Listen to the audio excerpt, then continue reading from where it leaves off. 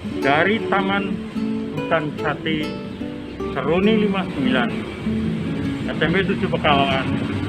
Selamat berjumpa dengan Sugeng Isdianto Channel. Hari ini, tepatnya pagi ini, saya akan ngobrol-ngobrol tentang rumah tanpa televisi dengan narasumber Misteri Rianto SPD. Pak Rianto, bagaimana mungkin di zaman modern sekarang ini semuanya serba canggih, Anda mempunyai konsep rumah tidak ada televisi? Bisa dijelaskan? Gini ya Pak, awalnya gini, tiba-tiba kan kalau kita pengen jadi dokter ada sekolahnya, Ya. pengen jadi apapun ada sekolahnya, tapi jadi orang tua itu kan nggak ada sekolahnya Pak. Oh gitu ya? Iya, tiba-tiba jadi orang tua aja gitu kan, ada Iya, nggak iya. sekolah orang tua kan nggak ada. Nah itu saya ingin belajar bagaimana caranya menjadi orang tua yang baik, orang tua yang maksudnya banyak manfaatnya bagi anaknya. Nah ini kan mau tidak mau karena tidak ada sekolahnya ya sekolah sendiri atau ya baca-baca gitu kan Pak. Nah itu kebetulan saya menemukan sebuah buku bagus. Iya. Itu dari karya Ayah Edi. Ya. Itu bagaimana cara kita menjadi orang tua yang baik. Nah itu saat saya baca-baca ternyata di sana tertulis juga sih, berani enggak Bapak Ibu di rumah itu tanpa TV? Karena Ayah Edi sendiri sudah praktek dan ternyata ketiga anaknya itu semuanya suka baca karena di rumah nggak ada buku, nggak ada televisi. Nggak ada televisi. Ya. Nah, walaupun mungkin ada televisi di rumah neneknya, dia nggak begitu tertarik. Nah itu sudah saya diskusi dengan istri, besok kalau kita punya anak, walaupun di rumah ada TV, kita sepakat nih, walaupun nanti ada nenek, ada kakek, terus kita nggak akan pernah nyetel TV kalau ada anak-anak. Nah berarti nyetel TV kalau anak-anak sudah tidur. Gitu. Jadi kita harus ada kesepakatan dari anggota keluarga ini Pak. Kalau nggak ada kesepakatan nggak jadi juga. Sulit juga. Nah, untungnya neneknya, kakeknya itu mendukung juga sih. Jadi karena kita sepakat, ya udah. Kalau ada anak-anak, TV tidak on. Nah, walaupun ada TV. Nah, dan itu berlanjut sampai sekarang sampai 6 tahun itu ya walaupun di rumah ada TV ya udah. Sebentar. Usia putra putri Bapak berapa? Yang ini yang anak pertama 7 tahun, 7 yang tahun. kedua 6 tahun. 6 tahun. Iya. Sama sekali tidak pernah nonton TV? Ya mungkin karena kan ada tetangga. Ya. Mungkin dia cuma lihat tetangga, kalau anak tetangga nonton ya dia cuma apa sih? Dia nggak tahu film apa, nggak tahu apa, gitu kan Pak. Tapi nomor nonton toh, kalau udah asik lari lagi, dia lebih enjoy bermain fisik maksudnya, lari, bersepeda, dan Ya, cetak ya, umpet dan lain sebagainya. Ya, ya. Dia tidak terlalu Tidak suntuk melihat televisi. Iya, Sehingga tidak bergerak. tidak. Nah itu paling nonton ya paling kalau saya perhatikan paling lama 15 menit dia sudah nggak betah. Nah, kalau duduk aja itu sudah nggak betah karena ya, terbiasa di rumah itu nggak pernah ya duduk lama kan Pak. Mending kan moving terus, bergerak terus, dan itu lebih sehat, lebih sehat. Dan sekarang gini, saya tanya Pak Sugeng, Ya. TV itu kalau sama mama kan nyala nih, nyala dari jam 7 pagi, anggapnya jam 7 pagi udah nyala sampai jam 9 malam. Kira-kira itu banyak ditonton itu banyak manfaatnya atau banyak enggaknya? Yang ditampilkan di TV itu banyak manfaatnya atau banyak enggaknya itu? Sekarang ini memang agak sulit ya. Iya. Iya. Apalagi Di usia anak-anak loh Pak. Oh, untuk anak-anak ya? Di usia anak-anak bukan yang untuk dewasa. Untuk dewasa, ya. Di usia anak-anak.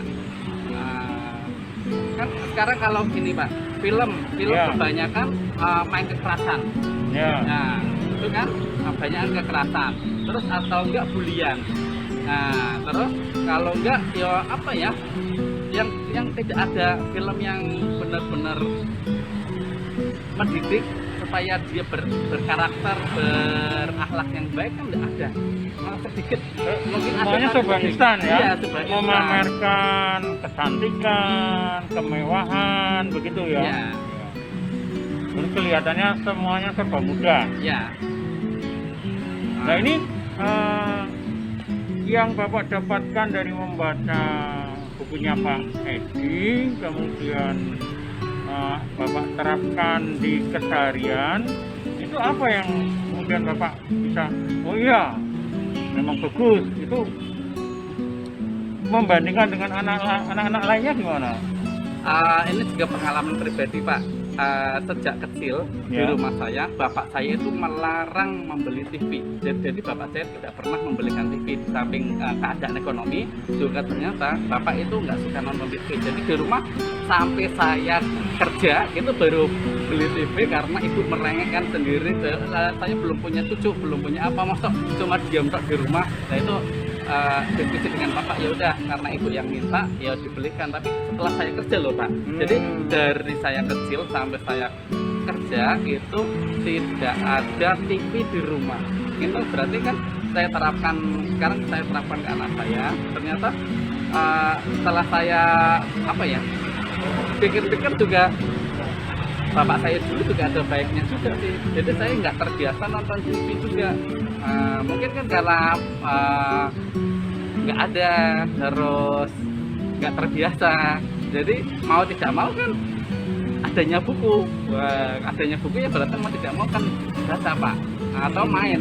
Jadi bagaimanapun kan televisi itu ada manfaatnya sebetulnya kan, Iya. misalnya ilmu pengetahuan ya. Itu cara Bapak supaya putra-putri Bapak mendapatkan asupan informasi ilmu pengetahuan dengan membaca atau bagaimana? Iya, baca. Gini Pak, anak itu tidak perlu perintah. Anak itu tidak perlu apa ya, tidak perlu diarahkan ini. Enggak. Tapi yang perlu anak tahu itu adalah teladan orang tua di rumah. Kita nggak mungkin nyuruh anak, ayo sholat, sedangkan kita sendiri nonton TV. Ayo ngaji, kita sendiri nonton TV, kita sendiri nggak ngaji. Terus yang dicontoh siapa? Bapak saya nyuruh seperti itu. Ayo baca buku. Bapak saya nggak baca, ibu saya nggak baca. Terus lah saya harus nyontoh siapa?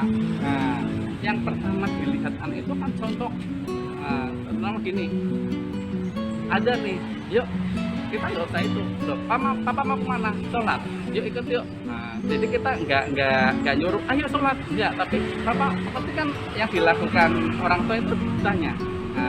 Jadi menciptakan suatu habit itu harus dari kitanya sendiri, nggak kita nyuruh anak. Dari sholat maghrib, terus habis itu orang tua baca Al-Quran ini. Loh, papa mau kemana? Ngaji. Otomatis kan dia duduk liatin apa sih itu Pak, terus apa sih.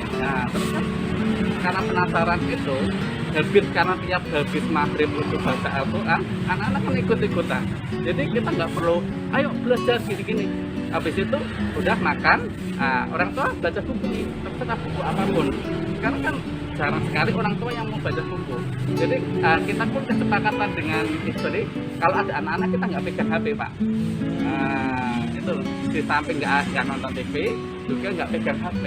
Jadi anak saya kalau yang lain pada main HP itu cuma lihat toh, temannya main game itu ya udah cuma lihat toh, dia nggak tahu main game, nggak tahu, nggak minta juga. Karena kan dia lihat orang tua saya, kalau saya nggak pernah main HP, nggak pernah nonton TV. Tanpa kita suruh anak nggak usah nonton TV, mereka nggak nonton TV kan Pak. Itu yang perlu itu adalah sekarang adalah contoh yang baik, Keteladanan dari orang tua ya. orang tua. Kalau apa yang dibiasakan orang tua, ya anak mesti nyontoh. Nggak usah disuruh deh, anak-anak suruh, ayo belajar, ayo latihan ini. Tapi orang tuanya sendiri nggak melakukan seperti yang diperintahkan. Ini nggak mungkin itu, nggak mungkin. Jadi mau tidak mau orang tua harus menjadi contoh yang baik. Ayo nak belajar, tapi bapaknya ibunya nonton sinetron, nggak jadi, nggak bisa. Saya pernah sih, waktu saya jadi wali kelas, pas terima rapotnya, ibu-ibu berani tidak ibu keluarkan TV dari rumah. Pak, lah nanti anak saya yang kecil nangis. Anak saya ini berarti kan itu udah nggak bisa jadi teladan itu, Pak. Karena sekala nanti anak kecil saja nangis karena suka nonton film dan lain sebagainya. Kenapa nggak diarahkan saja setiap main bersama? Jadi di rumah itu, Pak, kadang-kadang tetangga itu Pak Guru kayaknya asik deh jadi anaknya Pak Guru. Nah, kita sore itu ya main-main bareng di lapangan, Pak. Kejar-kejaran, kita umpat, ya saya aja main juga. Jadi oh iya ya, anak itu perlu contoh. Jadi tetangga menginspirasi tetangga itu, oh iya ya, ya enggak seperti apa bocah cilik melu dolanan dan lain sebagainya. Enggak, karena ya anggapnya anak ya kita kan sama seperti mereka, sama seperti anak-anak juga. Jadi saya biasa lari-lari tiap sore. Kalau kemarin sebelum puasa itu, Pak lari-lari yuk ke lapangan. Ya udah, yang lain itu anak kecil semua, Pak. Saya orang tua sendiri, tapi ya saya, ayo dek kita balapan dari sini ke sana. Nah, lari, Pak, sama-sama. Ya seperti saya menjadi kecil lagi karena saya masuk ke dunia mereka, tidak kita ajak mereka ke dunia kita. Tapi orang tua kalau bisa masuk ke dunianya. Di saat bermain, yuk kita main. Kita biasa main congklak bareng, Pak, ular tangga bareng, itu biasa. Tapi kan kita nggak nonton TV, tapi ada kegiatan. Nah, sambil itu kan sambil kita cerita terus apa, gitu, Pak. Terus orang gini, Pak, kadang suami istri itu kan kerja. Iya. Sementara anak mungkin dengan pembantu di rumah. Hiburan satu-satunya televisi. Ini bagaimana caranya ini supaya, sebab kalau jelas anak menonton televisi sendiri juga kurang bagus juga, iya, kan? karena tidak ada yang menyaring, pendampingan. Iya. Memang tadi seperti sinetron, kemudian film-film anak itu kadang malah menonjolkan kekerasan, ya kan? Nah, takutnya anak-anak kan terpengaruh secara psikologisnya. Nah, ini gimana caranya? Kebetulan istri saya juga kerja, Pak. Ya. Berarti kan jam kerjanya sama dengan saya. Nah, istilahnya dari jam 7 sampai jam 2 ya. Ya. Nah, terus kan anak-anak otomatis di rumah sama neneknya nih. Ya. Sama nggak punya pembantu, tapi karena sama kakek. Tapi istri saya wanti-wanti ke ibunya, ke neneknya itu jangan sampai TV nyala. Setelah kita pergi jangan sampai TV nyala. Nah, terus bisa Pak dolanan apa terserah, walaupun itu belum setelah terserah, yang penting dia mainan. Yo, kita sediakan pas kita pergi. Jadi pengen apa? Pengen puzzle, Pak. Ya udah. Jadi di rumah serahkan puzzle terserah. Jadi dibelikan juga yang mereka minat dan yang agak mendidik, maksudnya bernalar juga, Pak. Ada puzzle, ada mainan blok apa itu yang ditumpuk itu. Itu ya udah, itu malah tetangga yang belum sekolah malah pada datang karena di rumah kan ada mainan-mainan seperti itu. Ya, ada jadi malah dengan tetangga datang bersosialisasi ya. Iya. Tidak tenang di depan televisi. Iya, gitu, Pak. Yang saya rasakan seperti itu. Jadi tetap harus ada kesepakatan dengan anggota keluarga yang lain. Kita kan nggak tahu, kita pergi karena nenek sibuk dan lain sebagainya, mungkin nyuci piring, mungkin apa, biar dinyalakan TV kan bisa juga. Yeah. Tapi kan karena kita sudah sepakat, tolong Bu, kita mau didik anak saya seperti ini. Jadi walaupun dia main ke rumah nenek satunya, di sana ada TV, dia tidak berani, sama sekali tidak berani untuk minta nanti nyalakan TV. Mungkin dia ke rumah budenya, ke rumah budeknya, di sana ada TV, dia tidak respect untuk nonton, itu nggak ada, Pak. Jadi itu kembali memang ke orang tua ya, Pak. Kembali lagi ke misalnya orang tua. ini kebetulan putra putri Bapak itu masih belum sekolah ya. Iya. Jadi sekarang kalau anak-anaknya sudah sekolah, misalnya SD, SMP, ini berarti orang tua itu harusnya mestinya ada program 1821. Iya. Ya? Iya. Berarti itu orang tua harus seperti itu mestinya ya. Konsisten paling Ya, tidak. 1821 itu berarti pukul 6 sore sampai 21 jam 9. Itu harusnya televisi mati ya. Ya. Itu saatnya anak-anak belajar. Ya. Jangan sampai habis maghrib televisi nyala sampai jam 9, orang tua di depan televisi, anak dibiarkan sendiri. Iya. Itu sangat mengganggu berarti. Kembali lagi Pak, harus ada contoh konkret. Kita nggak nyuruh anak kita belajar, tapi orang tuanya ngapain orang tuanya nggak belajar. Nah, berarti mulai sekarang kalau semama anak di usia mungkin SD kan, Iya, itu orang tua juga harus belajar juga. Kan orang mau belajar itu kan dari ayunan sambil yang lahat. Iya, Nah, iya, nggak iya. menyuruh anaknya belajar toh. Tapi Iya. kalau di saat anaknya belajar, ya orang tua baca apa? Belajar apa? Nanti kan anak, bapak itu baca apa sih? Ibu baca apa sih? Kok mereka asik? Pasti mereka akan, oh ya bapak saya saja masih belajar, masih mau membaca. Tapi mosok, jadi nggak hanya nyuruh aja Pak. Kalau bisa kembali lagi toladan di rumah itu bagaimana? Jadi nanti habitnya itu dengan sendirinya berjalan Pak, dari terutama habis maghrib kalau bisa nanti baca Al-Quran bareng, nah terus nanti makan malam bareng, kalau sudah belajar bareng. Belajar bareng itu ya mereka belajar itu sendiri, orang tua ya baca. Tidak orang tua main HP, anaknya suruh belajar, ya mesti masa orang tua saya main HP saya suruh belajar, nggak bisa, nggak jadi Pak.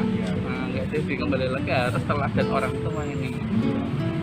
Jadi ya di rumah Bapak memenuhi kebutuhan anak itu dengan menyediakan permainan-permainan yang mereka sendiri itu dia ingin, terus ada unsur pendidikannya, kemudian juga mungkin buku-buku ya Pak? Iya, buku pun kan kalau kita ada pameran kemarin sebelum pandemi ada pameran, mereka saya aja Pak, silahkan pilih buku yang kamu suka.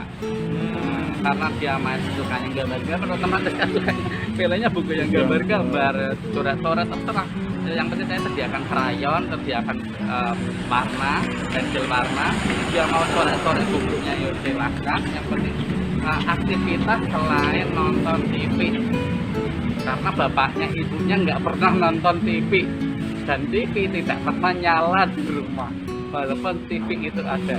Nah, ini mungkin obrolan yang sangat bermanfaat Pak. Ini sebagai penutup Pak, mungkin penting untuk orang tua yang perlu Bapak sampaikan apa Pak, supaya orang tua itu juga bisa mencontoh apa yang kita bicarakan. Yang pertama itu bapak ibu harus punya punya kesepakatan di rumah.